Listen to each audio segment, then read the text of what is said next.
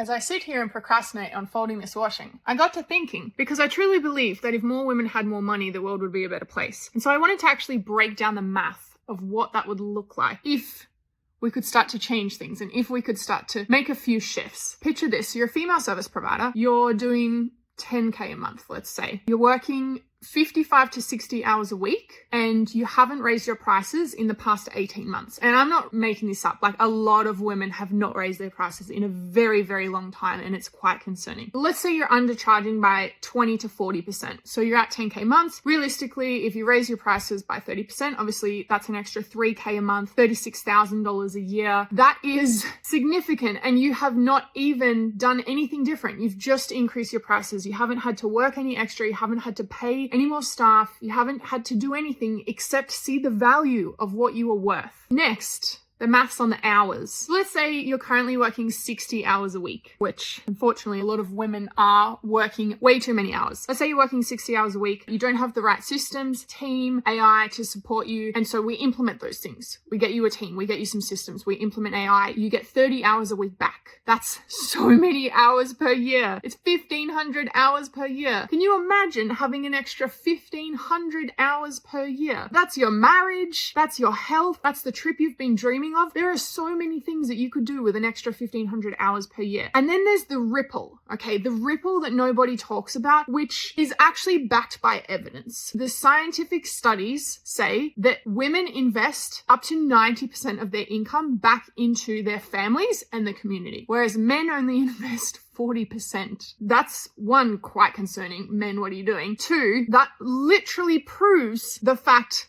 and my point that if more women had more money, the world would be a better place, because we are investing it back into the community. We're investing it back into our kids and the team and schools and our parents and our friends and our family and the people around us and the church and everything that society needs. We are investing back into it. The happiest place in the world, the happiest country to live in the world is run all by women. Do I need to say anything more on that point? No, I don't think I do. You are just one decision away from changing everything in your life. But you have to put your foot down and decide that you're not willing to tolerate the life and the business that you have previously had. You're not willing to continue to undercharge for your services when you know you're valued at more. You're not willing to accept this current reality. You have to put your foot down and make that decision. Because every woman that makes this decision, it's not just about you. It ripples through the world and the community because of how much we give back. So please, if you do anything today, put your foot down and say enough is enough.